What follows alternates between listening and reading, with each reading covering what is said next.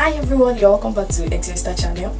I wish you all a happy new year. If you're seeing my face for the first time, I'm Esther by name.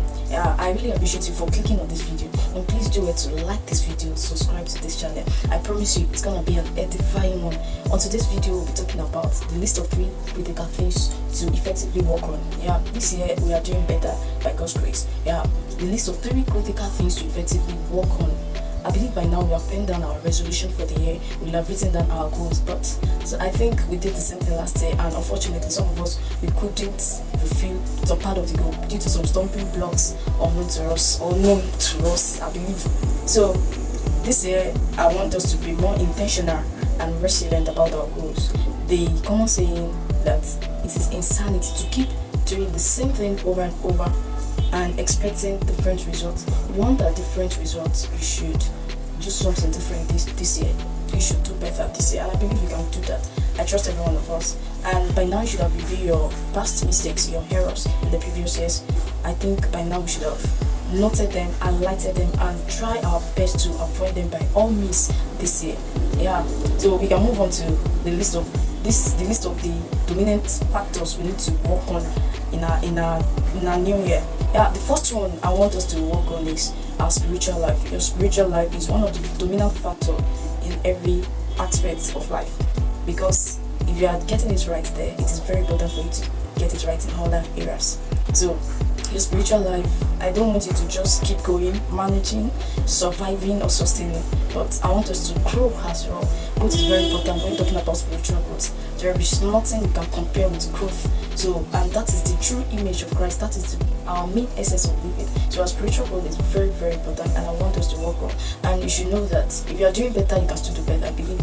And you should know that in kingdom there is nothing like stagnancy or equilibrium. It's either you retrogress or you progress. So you can't remain stable. You just have to keep going. But not only keep going, you can grow as well. I don't want us to just be the kind of Christian that we can keep record, not only record, but our life is reflecting the light of God. Our life is bearing fruit. The fruit is very important, and I want us to work on that. We can do it. The grace of God is sufficient for us. The second thing is your relationship with men, your relationship with people, your relationship with family, your relationship with friends, co-workers, people generally. You can't downplay the role of people in your life. If you think you've gotten more than enough and you don't need anyone in your life, I don't think that is right. So if you're doing better, if you're doing better as always, please, you can still do better, because I believe there is no limit to growth. There is no limit to knowledge. You can learn, you can do better, you can grow. There's no limit when it comes to growth, so you can still do better. And the last one, which is your financial life, I think this is, I'll say generally everyone wants this aspect, and everyone wants to improve, and everyone to be buoyant and grow in this aspect.